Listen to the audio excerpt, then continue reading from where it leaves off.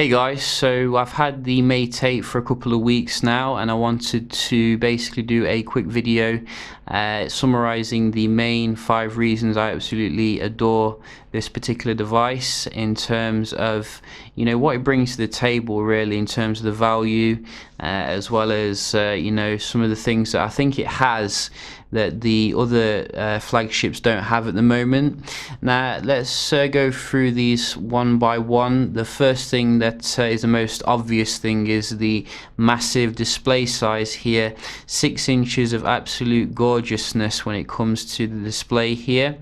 It's not a 2K display, it's a full HD display, but the actual content and the experience when like web browsing and doing stuff on it is unparalleled. Even with the Samsung's latest Galaxy devices, they feel rather small still compared to the Mate 8. It just feels absolutely beastly.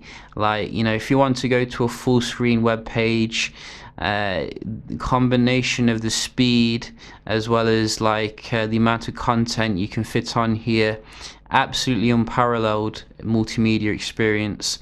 Also, your gaming benefits from having this extra space here, so you'll notice that it's very easy to go into something and get some good gaming on, whereas I don't feel the same like on the iPhone kind of proportions, really. That also extends to video watching as well. The massive 4000 mAh battery will allow you to do this as much as you want if you're on like a train or something. So this is a multimedia powerhouse, really, when it comes to that. And the next reason I do really enjoy this device is the actual battery life, which I did just mention is 4000 mAh. Now, after owning this after a couple of weeks, I think I've only charged it like twice. That's how good the battery life is here. It's absolutely amazing.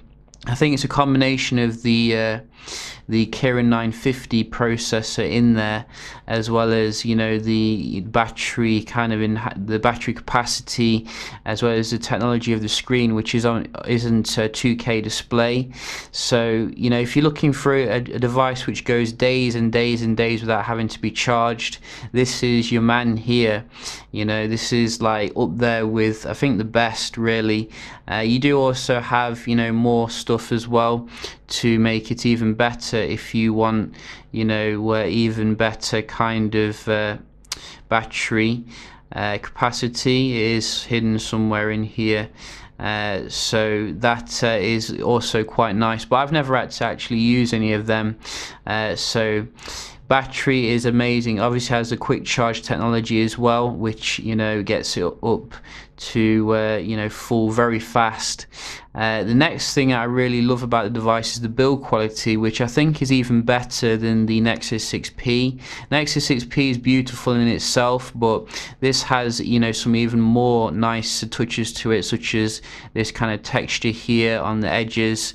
Unlike some of the new Samsung devices, we're getting a very durable but premium design here, one which looks the business but won't break if it goes on the back. You can see a lot of attention to detail when it comes to the design of the phone, which is nice. I even like the power button here and the volume button, which is a lot of effort here on Huawei's part, and they definitely should be commended for it.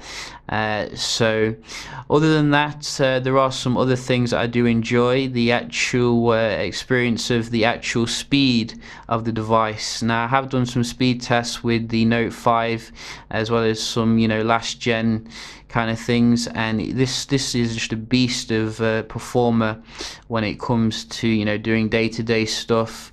Yes, it can be a bit constrained by the EMUI when you're doing certain stuff. I've found like multitasking with a lot of apps, but it's very easy to swap it out for another launcher like Nova Launcher here, which you can then use to really get the most out of the device when it comes to using it. We are running Android Marshmallow obviously out of the box here, So it is an absolutely beast performer, which keeps up with the the latest stuff really. I think it ranks third in terms of the benchmarks after the Snapdragon 820 and the Kirin 950.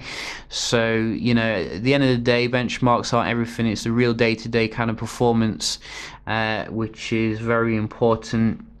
And also, I do enjoy the little smart gestures that Huawei have put in to the device to make it, a little bit easier to use here if you have small hands. Like for example, the the one-handed UI. There's also some nice things, which is this floating dock here. So it feels like a really powerful kind of multimedia device. That you really could do with going out and about. So I've been very impressed with the overall experience here, but the icing on the cake I think is the price of the device. It's not as expensive as some of the higher end handsets here. I did call this a budget device in another video, but probably not a budget device, but compared to some of the other flagships, it's very affordable. For I think you're getting 32, 64 or 128 gig variants, which I think the 32 gig variant is very good price where I am, about 300 odd. So yeah, that is another bonus on the cake here, having to spend massive amount for the latest leading edge CPU and other stuff. So very nice device here, Huawei. Keep pumping them out, and you'll definitely get more of my money. Hope you enjoyed the video. I might do another video on the things which aren't so good about the device if anyone's interested. But yeah, just a quick video here, and I'll see you in the next one. Cheers.